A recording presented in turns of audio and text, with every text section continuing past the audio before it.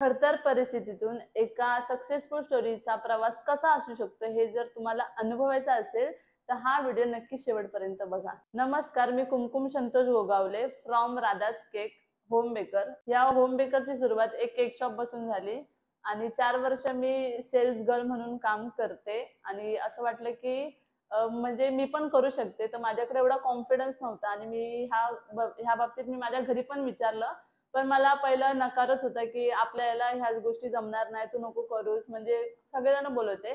पण मी कोणाचंच ऐकलं नाही आणि माझ्याकडे एक सेव्हिंग अमाउंट होती, ती घेतली आणि मी धानूला गेले आणि मी एक रँडमली अशीच व्हिडिओ बघितलेली आणि म्हटले, की एक आपण नॉर्मली सामान आणू.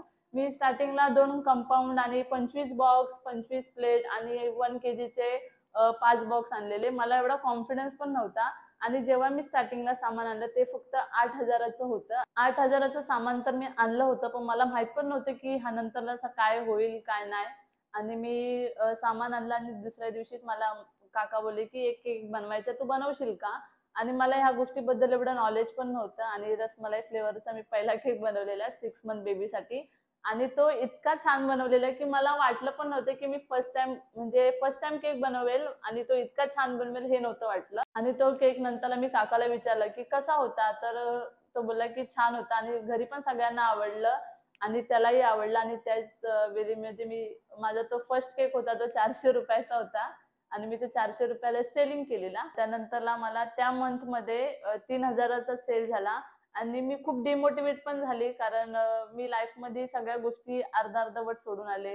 माझी कबड्डी, पोलीस भरती अँड ऑल सगळ्या गोष्टी. तर मला ही गोष्ट अर्धवट नव्हती सोडायची. म्हटलं किती पण त्रास होऊ दे या सेल कमी होऊ दे, पण मी ही गोष्ट 1.5 वर्ष तरी कंटिन्यू करणार आणि त्यानंतरच मी माझा रिझल्ट बघणार आणि मी कधीच प्रॉफिट लॉस म्हणजे मला ते परवडतंय की नाही परवडते. माझं फक्त एवढंच होतं की ऑर्डर घ्यायचे, आपल्याला परफेक्ट सगळ्या गोष्टी करायचे प्रॉपरली आणि त्यांना डिलिव्हरी करायचं. आणि माझा जो जॉबचा टाईम होता तो सकाळी 10 ते संध्याकाळी 10 पर्यंत होता आणि तो टायमिंग सोडून मला केक बनवून त्यांना डिलिव्हरी पण करायचं होतं. म्हणजे 10ला संध्याकाळी आली का जेवून 11:30च्या नंतरला मी केक बनवायला घ्यायची. मला 2 ते 3 वाजायचे केक बनवायला आणि मग सकाळी 6ला उठून जे काय क्रम कोटिंग केली असायची, फायनल कोटिंग करायची, प्रॉपर जे काय सामान असेल नको ते प्रॉपरली आणून त्याला सगळ्या गोष्टी नीट करून ते डिलिव्हरी करायची आणि मी डिलिव्हरी डोंबिवली, कुर्ला, परत वर्तक नगर सगळीकडे डिलिव्हऱ्या केल्या 10च्या आधी. त्यानंतरला मी जॉबला जायची आणि माझे 50% ऑर्डर तर मी जेव्हा जॉबला असायची तेव्हाच सुटल्या. म्हणजे कारण की खूप काही कस्टमर आहेत की त्यांना लगेच केक लागतात बनवायला की मॅम मला 8 वाजेपर्यंत होतात आणि माझ्या खूप साऱ्या ऑर्डर पण ह्याच्यामध्ये सुटल्यात. आणि त्यानंतरला माझी दुसऱ्या महिन्यामध्ये माझी जी सेलिंग होती ती 9,000ची सेलिंग होती. मग मला असं वाटलं की जर आपण ह्या गोष्टीमध्ये अजून थोडं लक्ष दिलं तर म्हणजे अजून ही अमाउंट वाढू पण शकते. तर मग नंतरला जी थर्ड मंथमध्ये जी झाली ती 15,000ची आणि जी फोर्थ मंथमध्ये झाली ती 22,000ची झाली. आणि मग असं थोडं वाढत गेलं आणि मग मला पण स्वतःला कॉन्फिडन्स वाटला की मी ह्या गोष्टी करू शकते. आणि मग मी त्या फ्लेवरमध्ये, क्वांटिटीमध्ये त्या सगळ्या गोष्टीमध्ये म्हणजे क्वालिटीच दिली. आणि मला खूप जण विचारतात जर तुम्ही एवढी मार्केटिंग कशी करताय, तर मी क्वालिटी देते आणि सगळ्यांना आवडते आणि रिस्पॉन्स पण चांगला मिळाला. आणि माझे प्रत्येक जर एक कस्टमर आहे तर 3 ते 4 वेळा आतापर्यंत केक नेलाय आणि ते परत येत आहेत. तर मला या सगळ्या गोष्टी खूप छान वाटतात. केक तर मी बनवतच होती. पण मी व्हिडिओ पण रोज डेली पोस्ट करायची कारण की मार्केटिंग पण तेवढीच इम्पॉर्टंट आहे. तर मी डेली व्हिडिओ टाकायची पण तेवढा मला म्हणजे तेवढे व्ह्यू नाही यायचे जेवढे यायला पाहिजे होते. आणि असंच व्हिडिओ तरी पण मी म्हणजे असं डिमोटिवेट नाही झाली. मी एवढंच माझ्या मनात होतं की मला रोज व्हिडिओ बनवायचे आणि पोस्ट करायचे. तर मला एक दिवस म्हणजे महाडची ऑर्डर आली, तर ती मी घेतली आणि म्हटलं की आता काहीतरी नवीन करूया आपण. आणि मी सगळं सामान घेऊन महाडला गेले आणि तिथे माझी एक फ्रेंड होती. तिने माझे सगळे व्हिडिओ वगैरे काढल्या आणि मी बनवतच होती, तर तिने माझ्या व्हिडिओ काढल्या आणि मी 2-3 दिवसांनी ती पोस्ट केली. आणि ती व्हिडिओ म्हणजे व्हायरल झाली, 3,00,000 पर्यंत गेली. आणि मग मी खूप खुश झाली कारण की फर्स्ट टाईम माझी एवढी व्हिडिओ व्हायरल झालेली. तर मग मी ठरवलं की ह्या व्हिडिओमध्ये आणि पहिल्याच्या व्हिडिओमध्ये काय फरक आहे. तर म्हणजे मी फेस नव्हती दाखवत आणि म्हणजे जेव्हा फेस दाखवते तेव्हा लोकांना म्हणजे प्रॉपरली सगळ्या गोष्टी दिसत होत्या आणि म्हणजे ते प्रत्यक्षात म्हणजे बघायला पण इंटरेस्ट वाटत होता आणि सगळ्या गोष्टीला. तर ती व्हिडिओ व्हायरल झाल्यानंतरला मग माझे फॉलोवर्स पण वाढले आणि मला खूप सारे डीएम पण आले. आणि ज्या फ्रेंडनी तिच्या मोबाईलमध्ये जो व्हिडिओ काढलेला तो तो एकदम क्लिअर दिसत होते सगळ्या गोष्टी आणि क्वालिटी पण चांगली होती. तर म्हटलं की आपण पण एक फोन घेऊन टाकू आणि मग मी आयफोन घेतला आणि त्याच्यामध्ये जेवढ्या मी व्हिडिओ काढल्यात त्या सगळ्या व्हिडिओ 10,000च्या 20,000च्या वर गेल्या आणि व्हायरल झाल्या आणि त्याच्याने माझे फॉलोवर्स पण वाढले. जर फेब्रुवारीमध्ये जर फॉलोवर्स बघितले तर एक 300 ते 400 होते आणि आता 8,000 प्लस आहेत. तर मी खूप खुश आहे आणि त्याच्याने मला ऑर्डर पण खूप आले आणि खूप छान वाटते सगळ्या गोष्टी. केक तर सर्वच बनवतात पण म्हटलं की आपण काहीतरी नवीन ट्राय करूया आणि मग त्यानंतरला म्हणजे नॉर्मली मला 1-2 किलोच्या तर ऑर्डर यायच्या पण म्हटले की अजून काहीतरी नवीन करू. तर मग मी स्टँड केक चालू केले. स्टँड केक म्हणजे एंगेजमेंट, परत जंगल थीमचा, बटरफ्लायचा आता तुम्ही बघतच असाल. आणि जो बटरफ्लायचा जो होता तो मला स्वतःला एवढा कॉन्फिडन्स नव्हता की मी म्हणजे हे बरोबर स्टेबल राहील का नाही का पडेल सगळ्या गोष्टी.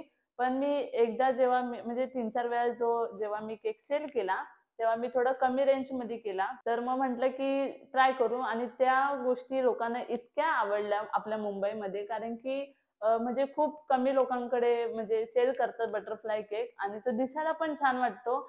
आणि मग असते लांब लांबच्या ऑर्डर यायला लागल्या अंधेरी, विरार, डोंबिवली आणि मग कॉन्फिडन्स माझा अजून वाढला आणि म्हटलं की अजून काहीतरी नवीन ट्राय करूया. तर मी असं एक स्टँड करता करता आतापर्यंत माझ्याकडे 4 ते 5 स्टँड आहेत.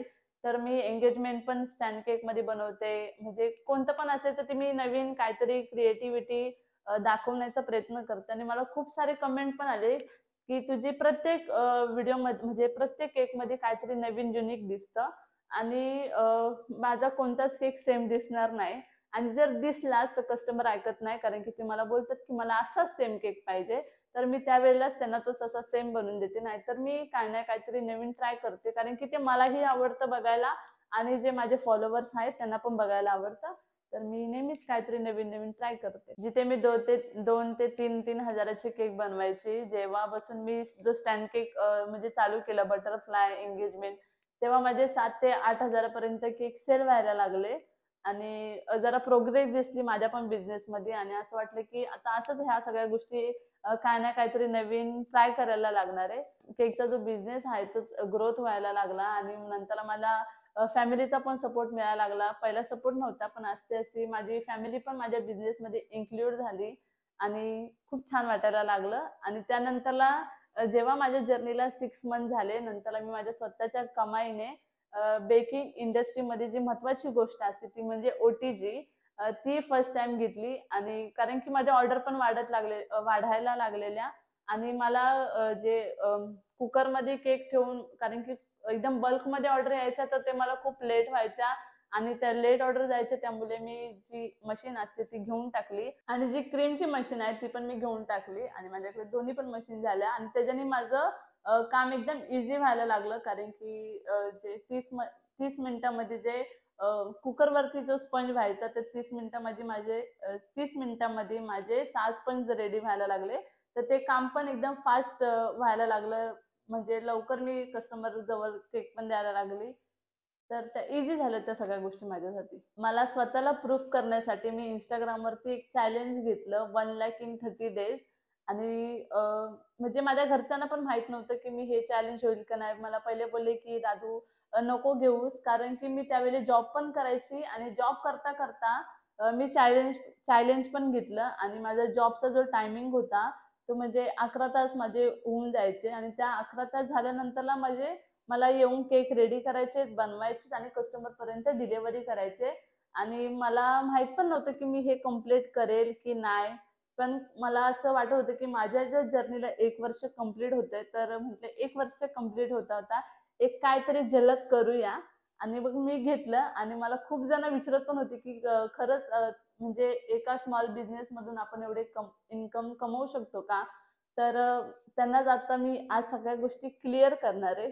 आणि हे जर मी चॅलेंज घेतलेलं त्याच्यामध्ये माझा जो जॉब होता तर पहिला म्हणजे एक तारीख ते 4 तारखेपर्यंत माझ्या अराउंड 7-7.5 हजाराच्या ऑर्डर कॅन्सल झाल्या. आणि कॅन्सल होण्याचं कारण मला 1-2 कॉल आलेले रात्री 12 वाजता की मॅम मला उद्या केक हवाय 2.5 kg डोंबिवलीला. तर माझे 2.5 kg म्हणजे अराउंड 3 ते 4,000 पकडा आणि असेच 3-4 ऑर्डर आल्या. तर त्या माझ्या म्हणजे कॅन्सल कराव्या लागल्या कारण की दुसऱ्या दिवशी मला जॉबला पण जायचं होतं. तर ह्या सगळे प्रॉब्लेम पण होते. आणि दुसरी गोष्ट म्हणजे 6 तारखेला मदर्स डे होता आणि मला खूप सारे लोकांनी मेसेज पण केले की तू ऑफर नाही ठेवली का? आम्हाला केक मिळेल का? कारण की मी केक शॉपमध्ये जर सेलिंगचं काम करते तर मला तिकडे सुट्टी तर अजिबात नव्हती आणि माझी जी फॅमिली होती ते पण गावी गेलेले आणि मी घरी एकटी होती, मी आणि माझा भाऊ. तर मला घरातलं पण सांभाळायचं होतं आणि मला जॉबला पण जायचं होतं आणि येऊन माझं मी जे चॅलेंज घेतलेलं मध्ये-मध्ये तर असं वाटत होतं की म्हणजे हे चॅलेंज बंद करून टाकावं कारण की रोज म्हणजे मी एकटी घरी येणार, घरातलं सामान म्हणजे डाळ-भात, जेवण सगळ्या गोष्टी करणं, परत जॉबला जाणं, तिकडनं येऊन स्पंज बेकिंग करणं, गनाश बनवणं, परत खूप म्हणजे हार्ड होत होतं सगळ्या गोष्टी कारण की माझ्या घरातले 7 ते 8 दिवस नव्हते. तर ह्या सगळ्या गोष्टी मला एकटीला सांभाळायचं होतं आणि अ, पहिली गोष्ट म्हणजे मदर्स डेच्या दिवशी मला 5 ते 6 ऑर्डर आल्या. त्या पण मी कॅन्सल केल्या कारण की मला कामावरून सरळ बोललेले, की "तुला त्या दिवशी सुट्टी मिळणार नाही." तर मी काही ऑफर पण नाही ठेवली कारण की मला खूप जण बोलले, "पण मदर्स डे आहे आणि तुझ्याकडे काही ऑफर नाही." ह्या वर्षभरामध्ये मी एकही ऑफर ठेवलेली नाहीये. कारण की ऑफर जर ठेवली तर माझ्या फ्रिजमध्ये पण केक ठेवायला जागा नाहीये आणि नाही मी म्हणजे सुट्टी पण घेऊन प्रॉपर तुम्हाला बनवून देऊ नाही शकत. कारण की तेवढा वेळ नाही माझ्याकडे. कारण की जॉबला पण जायचं होतं, तर सगळेच प्रॉब्लेम होते. आणि ह्या जॉबमुळे माझ्या ह्या एका महिन्यामध्ये 22,000 च्या ऑर्डर कॅन्सल झाल्यात, ज्या की मी म्हणजे देऊच नाही शकत. आणि असतं ना, एक कस्टमर जर आपल्याकडे बेंटो केक खातोय, तर त्याला आवडला, तर तो उद्या आपल्याकडे 4 ते 5 किलोची ऑर्डर देऊ शकतो. तर माझं ह्या महिन्यामध्ये खूप सारं नुकसान झालंय, जे की मी सांगू पण नाही शकत. हे एवढे सगळे प्रॉब्लेम तर होते आणि मला म्हणजे हार नव्हती मानायचं कारण की जर मी अर्धवट चॅलेंज माझं सोडते तर मला बोलणारे पण खूप होते म्हटलं मी कारण की सगळेजण तर मला हसत होते की एका महिन्यामध्ये 1 लाख होईल का? तू काय केलंयस? तू ते बदलून टाक, नाहीतर तू कशाला टाकते? लोकांना कशाला इन्कम सांगते? आणि मला खूप माझ्या घरातून पण बाहेरून पण सगळीकडूनच आले तेवढे प्रॉब्लेम आणि मी डिमोटिव्हेट पण झाले कारण की मला म्हणजे माहित पण नव्हतं की होईल का नाही सगळ्या गोष्टी. पण जर जॉब नसता ना, तर अजून मी प्रोग्रेस केली असती. पण माझ्या घरी मला पूर्ण सांगितलेलं की "राधा तू जॉब सोडायचा नाही. तू किती पण कमव, पण तू जॉब नाही सोडायचा." तर आणि मी जेव्हा सोडायची, तेव्हा मला म्हणजे घरून बोलायचे की "नको सोडू. ती आपली फिक्स अमाउंट आहे, जी की तुझी घरी येणार आहे." म्हणजे सगळ्या गोष्टी. तर मी जॉब नाही सोडला. आणि ह्या सगळे प्रॉब्लेम असून म्हणजे मी अजून माझा बेस्ट दिला असता जर माझा जॉब नसता तर. हे चॅलेंज तर मी घेतलं होतं आणि जर मी जॉब नसता केला तर हे चॅलेंज माझं 15 दिवसात कंप्लीट झालं असतं. एवढा आता मला कॉन्फिडन्स आहे. आणि जॉबमुळे मला थोडा प्रॉब्लेम आले आणि ऑर्डर पण कॅन्सल केल्या आणि कधी-कधी तर मी रात्री 4:00ला झोपायचे, सकाळी 6:00ला उठून पटापट केक बनवून 7:30 ते 8:00 वाजता मी कामावरती जायची. परत 5:00ला येऊन जेवढे केक बनवले तेवढे मी डिलिव्हरी करायला जायची.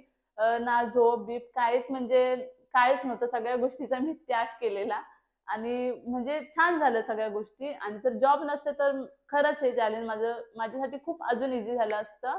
एवढे सगळे प्रॉब्लेम असून मी माझं चॅलेंज वरतीच फोकस केला आणि जेव्हा माझं चॅलेंज संपायला आलं म्हणजे माझ्याकडे मी एवढं लक्ष नाही दिलं. मी फक्त कारण की मला ऑर्डर यायच्या मी पटापट कंप्लीट करून द्यायची आणि शेवटला माझं चॅलेंज कधी कंप्लीट झालं हे मला समजलंच नाही आणि जेव्हा मंथ एंड झाला तेव्हा मी प्रॉपरली सगळ्या गोष्टी लिहून घेतल्या.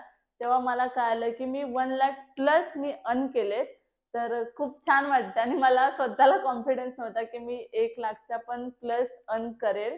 आणि खूप भारी वाटतंय आणि जेवढे पण मला बोलले की नाही होणार, तर ते झालं. तुम्हाला सगळ्यांना सांगते मी. या चॅलेंजमुळं माझा जो कॉन्फिडन्स लेव्हल आहे, तो एकदम हाय झाला आहे. तर मी निर्णय घेतला आहे की जॉब सोडून मी माझ्या बिझनेसमध्ये 100% पूर्ण लक्ष देईन.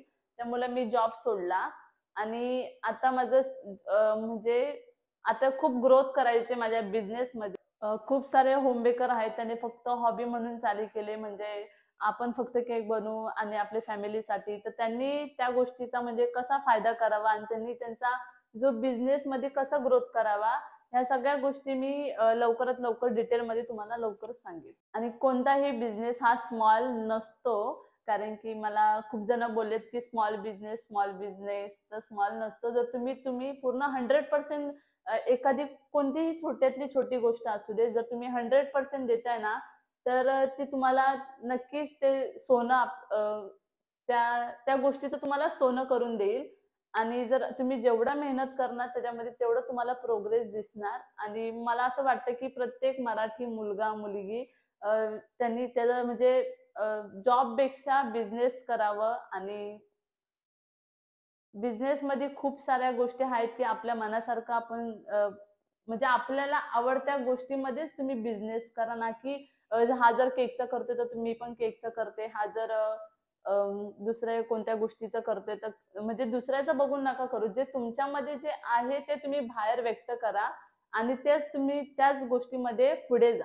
आणि जर माझी सक्सेस स्टोरी जर तुम्हाला आवडली असेल तर नक्की लाईक करा आणि शेअर करा. Thank you for watching. Bye.